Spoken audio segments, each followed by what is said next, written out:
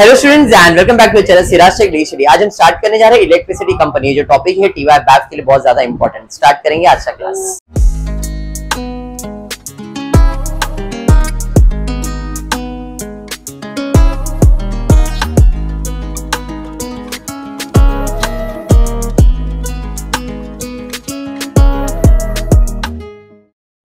अच्छा, in the previous lecture हमने cooperative society wind up कर दिया था। आज हम स्टार्ट करने जा रहे हैं इलेक्ट्रिसिटी कंपनी का फाइनल अकाउंट। कुछ नया नहीं होने वाला है। ये सारी चीजें जो फॉर्मेट आप बैलेंस शीट देखोगे, जो format of profit and loss देखोगे, ये पूरा सेम टू सेम इसके पहले जब आपने एसवाई बैफ में कंपनी फाइनल अकाउंट किया था, उसका जो बैलेंस शीट का फॉर्मेट आपने लर्न किया था, उसका जो प्रॉफिट एंड लॉस का फॉर्मेट आपने लर्न किया था, सब सेम है। लेकिन अगर आपको याद नहीं है या कुछ नहीं, तो आज छोटा सा रिवीजन ले लेंगे उस चीज के फॉर्मेट का कि हमने बैलेंस शीट कैसे बाहर किया, प्रॉफिट एंड लॉस कैसे बाहर किया, एंड देन एक छोटा सा एक सम होगा इलेक्ट्रिसिटी कंपनी का, वो सॉल्व करेंगे। वंस अगेन यहाँ पे लेंदी है ये टॉपिक, जस्ट बिकॉज इसमें बैलेंस शीट का फॉर्मेट, प्रॉफिट एंड लॉस का फॉर्मेट के अलावा notes to accounts and then उसके अंदर सॉल्व करना होता है।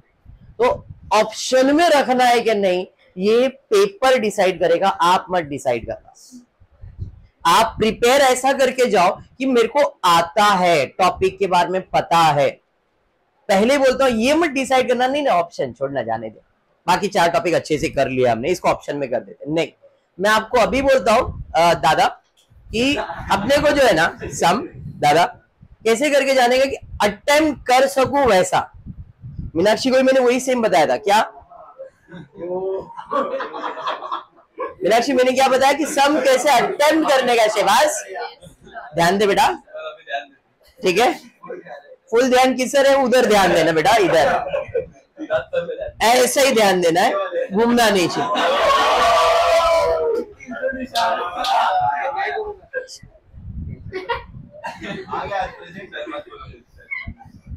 बोलो कुछ, चलो ठीक है, हल ध्यान दे बेटा। तो अपने को क्या करना है ठीक है। तो आज हम लोग फॉर्मेट लर्न कर लेते, और फॉर्मेट लर्न करने के लिए किसकी स्टोरी पढ़ने वाले अपन? कहानी SRK की। कहानी को हिंदी वर्ड है, इंग्लिश में कहते हैं स्टोरी। तो यहाँ पे जो आपका कीवर्ड चालू होगा वो चालू होगा स्टोरी SRK की। स्टोरी का S इंपॉर्टेंट है, S से चालू होगा शेयर होल्डर फंड, फिर से S है तो वापस से आएगा शेयर कैपिटल। तो यहाँ पे आ गया शेयर होल्डर फंड, एक हेडिंग है, और उस हेडिंग के अंदर क्या आएगा? Share capital, reserves and surplus. मतलब शेयर होल्डर फंड में सिर्फ 2 ही चीज आएगा, share capital, reserves and surplus. तो ये आपका बैलेंस शीट का फॉर्मेट, शेयर होल्डर फंड लिखा, इसके अंदर आ गया share capital, reserves and surplus. Total करोगे, total of share holder fund मिल जाएगा। तो स्टोरी SRK के अंदर SSR याद रखना है। S है शेयर होल्डर फंड, S वापस शेयर कैपिटल, R है रिजर्व्स एंड सरप्लस। अब ये स्टोरी कैसी है? तो शाहरुख खान ने सोचा यार कुछ तो लाइफ में करना है, बचपन है उसका, बचपन में शाहरुख खान ने सोचा कुछ अच्छा करना है, तो उसने बस यार इधर कुछ बोलूंगा चालू है, तो इसने सोचा कि चलो अपने घर को छोड़ के बाहर जाते। ट्रेन में आया बराबर, और ट्रेन से वो कहाँ आया? मुंबई में आया, बराबर है। अब मुंबई में कहाँ आया? तो वो आया CST पे। कहाँ आया? CST में। और CST पे आया तो वहां पे देख रहा था एक ऑर्केस्ट्रा शो चालू है, बस शो चल रहा है, चल रहा है, चल रहा है, और यहाँ पे ढोल बजाने वाले की कमी है। सब म्यूजिशियन है, ढोल वाला कोई नहीं है। तो शाहरुख खान ने क्या बोला? दादा दादा हाँ ये मैं बस खुश, मजा आया तेरे को? अरे मीनाक्षी भी है, एक शहबाज, बस बस बस, हाँ छोड़ो, स्टार्ट कर दो। तो भाई साहब ने, शाहरुख खान ने ली डोल, SRK ने बस हर्ष टाइम पास नहीं, SRK ने ली ढोल, ने ली ढोल, जिसमें एन मतलब सेकेंड हेडिंग आएगा। जैसे यहाँ पे फर्स्ट हेडिंग क्या था, शेयर होल्डर फंड, यहाँ पे से एन है नॉन करंट लायबिलिटीज। लायबिलिटीज में पहला चीज है नॉन करंट और फिर आता है करंट, दो ही चीज होता है। तो एन नॉन करंट लायबिलिटीज। अब इसके अंदर क्या क्या चीजें आएगा, तो एन है long term borrowings. Non current का मतलब होता है जो ज्यादा टाइम के लिए होता है, उसे कहते हैं लॉन्ग टर्म। तो ये आ गया लॉन्ग टर्म बोरोइंग्स। डी से डिफर्ड टैक्स, डी से डिफर्ड टैक्स। नॉर्मली ये आपको इलेक्ट्रिसिटी में कोई काम का नहीं है, बट फॉर्मेट लर्न करवाने के लिए सिर्फ लर्न करवा रहा। ओ से अभी ये वापस लॉन्ग टर्म ही चलने वाला है, तो यहाँ पे other borrowings for long term, other long term liabilities या बोरोइंग्स वर्ड दोगे तो भी चलेगा।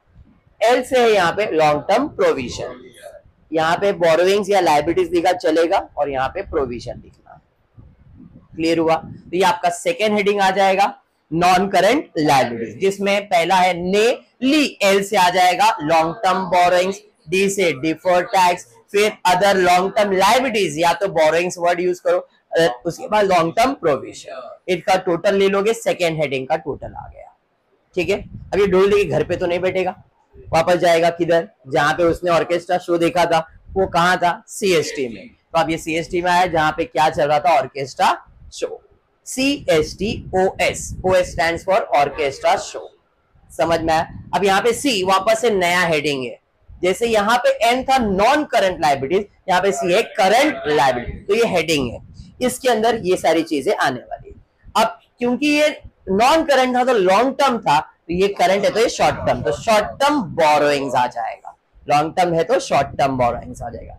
टी से आ जाएगा ट्रेड पेबल, टी से ट्रेड पेबल। ओ से है अदर करंट लायबिलिटीज, जैसे अदर करंट लॉन्ग टर्म था, ये शॉर्ट टर्म है, तो यहाँ पे अदर करंट लायबिलिटीज। एस से short term provision, long term है तो शॉर्ट टर्म प्रोविजंस। समझ में आया क्या? तो SSR स्टोरी SR की, ने ली ढोल, CST ऑर्केस्ट्रा शो। क्लियर हुआ? तो यहाँ पे हेडिंग आ जाएगा करंट लायबिलिटीज, करंट लायबिलिटीज का C, फिर उसके बाद S शॉर्ट टर्म बोरोइंग्स, फिर T से ट्रेड पेएबल, O से अदर करंट लायबिलिटीज और S से short term provision. Other long term liabilities, other short term liabilities या करंट लायबिलिटीज, ये दोनों में कंफ्यूजन क्रिएट मत करना। क्लियर है? टोटल करेंगे, टोटल ऑफ ये आ जाएगा, तीनों को ऐड करेंगे, मतलब लायबिलिटीज में तीन ही चीजें, इसे हम लोग कहते हैं इक्विटी एंड लायबिलिटी। तो तीनों को ऐड करने से जो आंसर आता है इसे हम लोग कहते हैं total of equity and liability. Liability side का शेड्यूल क्लियर हो गया, बैलेंस शीट का हाफ पार्ट कंप्लीट हुआ। ठीक है, हाफ पार्ट में आपने क्या क्या पढ़ा, SSR, ने ली ढोल, CST ऑर्केस्ट्रा।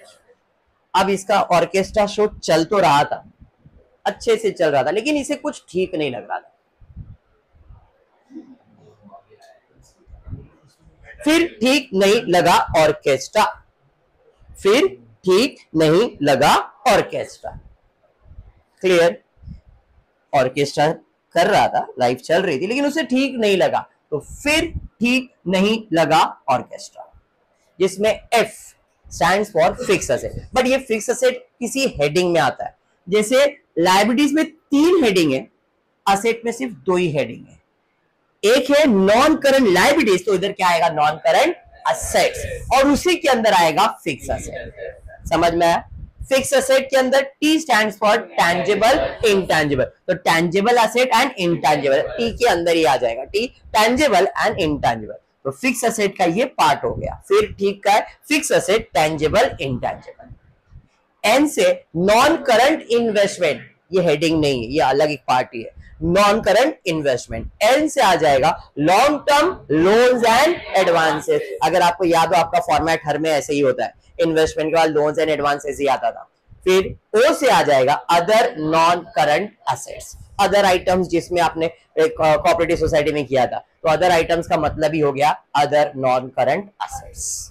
ठीक है, तो ये चीज इधर आ जाते हैं, असेट्स के अंदर हेडिंग आएगा नॉन करंट असेट, उसके अंदर फिर ठीक का आ जाएगा फिक्स असेट, फिक्स असेट के अंदर tangible, intangible. Total of fix asset हो गया एक हेडिंग। उसके बाद नहीं लगा ऑर्केस्ट्रा, एन से आ जाएगा नॉन करंट इन्वेस्टमेंट, एल से loans and advances but long term, तो लॉन्ग टर्म लोन, ये डिफर्ड टैक्स लिखा है, पार्ट ऑफ कीवर्ड नहीं है, long terms loans and advances. उसके बाद अदर नॉन करंट असेट्स। ठीक है। अब जब ऑर्केस्ट्रा ठीक नहीं लगा तो भाई इसको ऑर्केस्ट्रा तो करना ही नहीं था, तो भाई साहब क्या करना चाहते थे लाइफ में, हीरो एक्टर बनना चाहते थे, तो भाई चली इनकी तलाश सिनेमा स्टार की ओर। समझ में आया? तो चली इनकी तलाश सिनेमा स्टार की, विधि क्लियर। जिसमें सी वापस एक हेडिंग है, जैसे पहला हेडिंग था नॉन करंट असेट, इधर आ जाएगा करंट असेट्स, बराबर है। हेडिंग आएगा करंट असेट, और करंट असेट के अंदर पहला सी है करंट इन्वेस्टमेंट, पहला सी है करंट इन्वेस्टमेंट। फिर आई से है इन्वेंट्रीज, टी से है ट्रेड रिसीवेबल, सी से है cash and cash equivalent, S से short term loans and advances, other current asset. तो हेडिंग आएगा करंट असेट, करंट असेट के हेडिंग के अंदर current investment, inventories, trade receivable, cash and cash equivalent, short term loans and advances, current asset, other current asset. ये total जो लूंगा मैं, ये टोटल ऑफ करंट असेट्स आ जाएगा हेडिंग। तो आपके पास तीन हेडिंग है, एक है करंट असेट मेन, बाकी सब इसके साथ ही आ जाता है, और सेकेंड हेडिंग है करंट असेट। इन सबको ऐड करेंगे तो टोटल ऑफ असेट्स मिल जाएगा। तो ये आपका बैलेंस शीट का फॉर्मेट है असेट्स और लायबिलिटीज, ठीक है। एसएसआर स्टोरी एसआरके की, ने ली ढोल, सीएसटी ऑर्केस्ट्रा शो।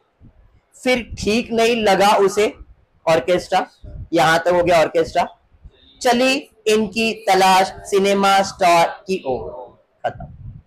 अब सिनेमा स्टार की इधर तो चला तो गया और अच्छा खासा कर भी रहा था, ये हो गया बैलेंस शीट। अब प्रॉफिट एंड लॉस की तरफ जा रहा हूँ, बैलेंस, हाँ सब आज एक साथ कंप्लीट करवा देता हूँ क्योंकि इसके बाद अपने को खाली हाइट करना है। तो अब प्रॉफिट एंड लॉस की बात कर रहा हूँ। ये एक्टिंग कर तो रहा था सिनेमा स्टार में, छोटे मोटे एक्टिंग कर रहा था, पहले उससे सर्कस किया, फिर ये किया वो किया, लेकिन रोया, रोया। क्या बोला है, तुक्का मारा लग गया ना, रोया। शाहरुख खान रोया, जिसमें R stands for revenue from operation, O stands for other income. रोया रोया रे, ध्यान दे ध्यान दे। तो यहां पे चालू होता है, कुछ नहीं किया है, ध्यान दो, बराबर, ध्यान दे ध्यान दे। प्रॉफिट एंड लॉस में सिर्फ दो ही चीज आता है, एक इनकम और एक एक्सपेंस।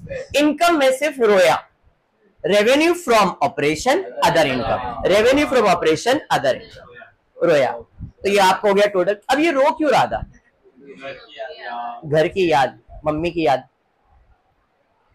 छोड़ा अपने माँ को, इसके लिए रोया वो। अरे सब्बर कौन है, उसकी गर्लफ्रेंड थी जो बीवी है, छोड़ा अपनी, चल ध्यान दे, हाँ तो इससे शादी किया उसने,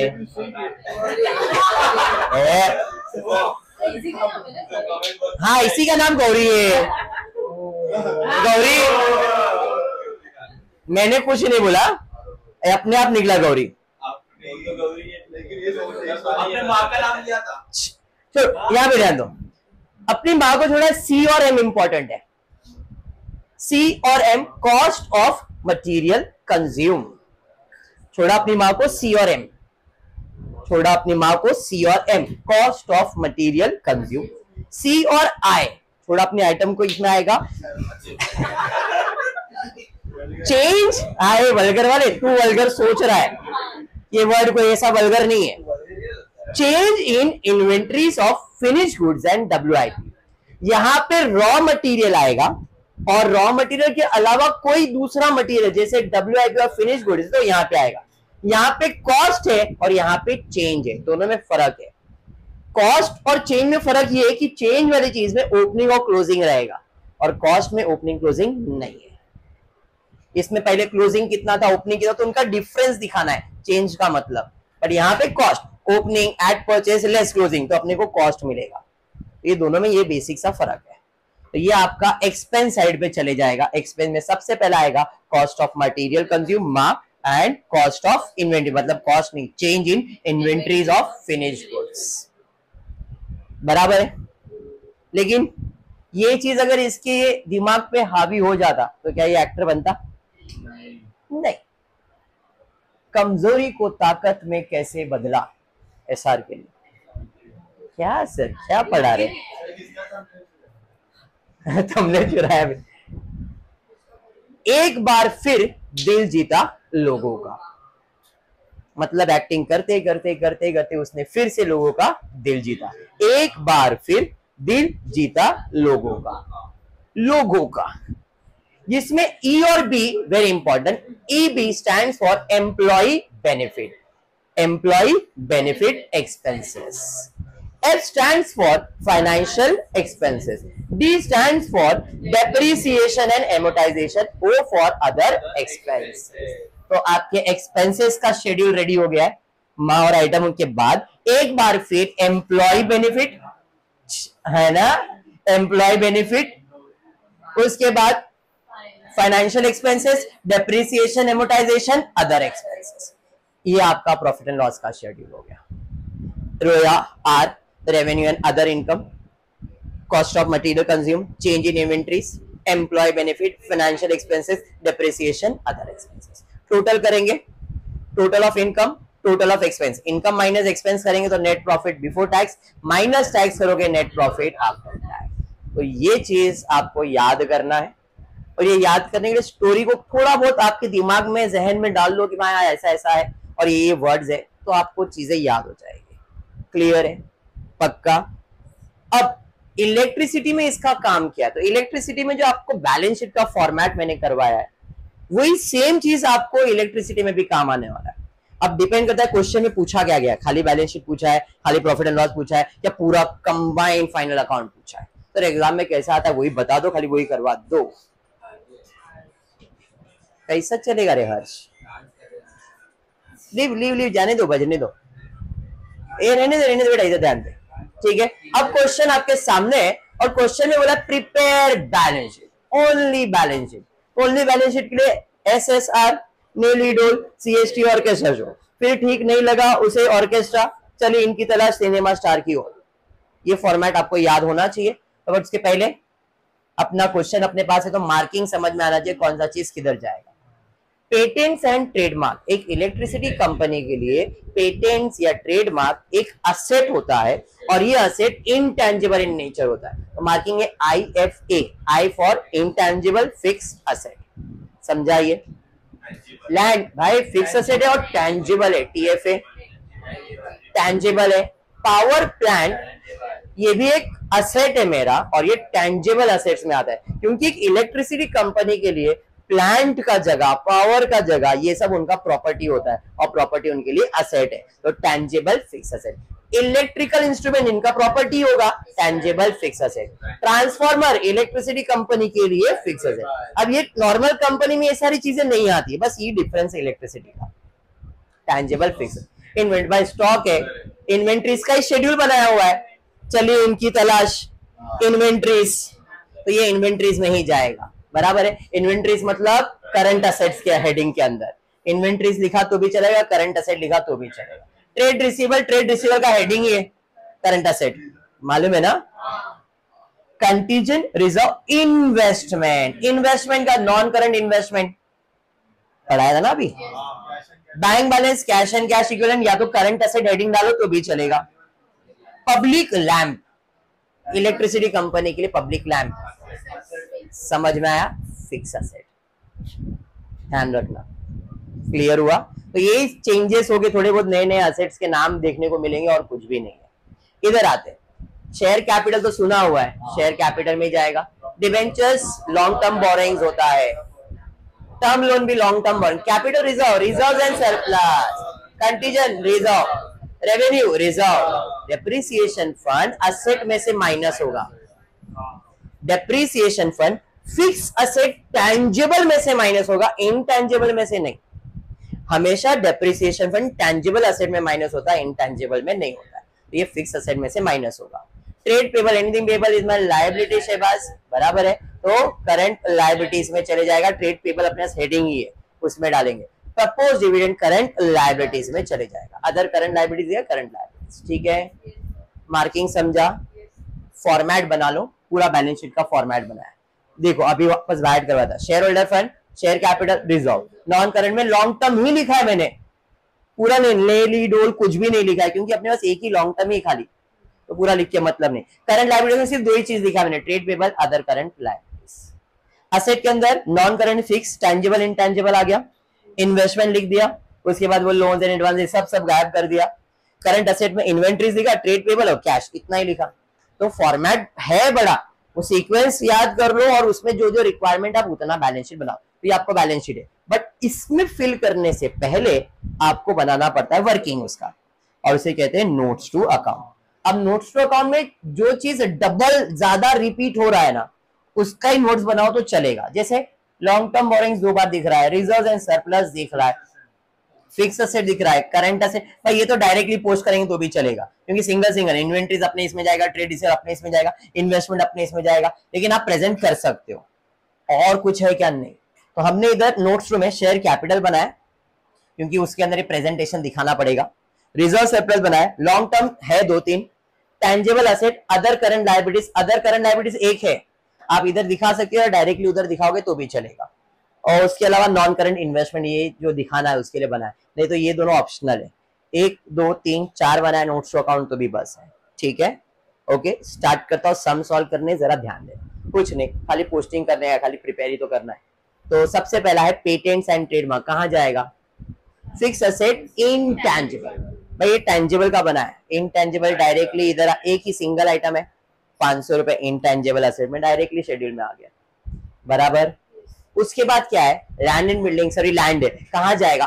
टेंजिबल असेट में, टेंजिबल असेट में लैंड लिख दिया, कितना है अमाउंट? 3100, बराबर। उसके बाद बिल्डिंग, वो भी फिक्स असेट में जाएगा, तो बिल्डिंग बराबर है, टोटल इसका ले लिया 11,600, नीचे तक जा सकते, कोई इश्यू नहीं है। बट उसके बाद जो दिया है पावर एंड प्लांट, ये प्लांट में आता है, प्लांट एंड मशीनरी में आता है, तो हेडिंग डाला मैंने प्लांट एंड मशीनरी, और उससे रिलेटेड जो भी चीजें होगी सब इसके अंदर डाल दो। सर हमको ये नहीं समझ में आया, तो मैंने आपको पता डायरेक्ट लिखो ना भाई, फिक्स असेट के अंदर सबका नाम लिख के टोटल करो तो भी चलेगा। 1 2 क्लियर है। उसके बाद क्या है? पावर प्लांट, कितना अमाउंट है? 15,000, तो भाई पावर प्लांट 15,000।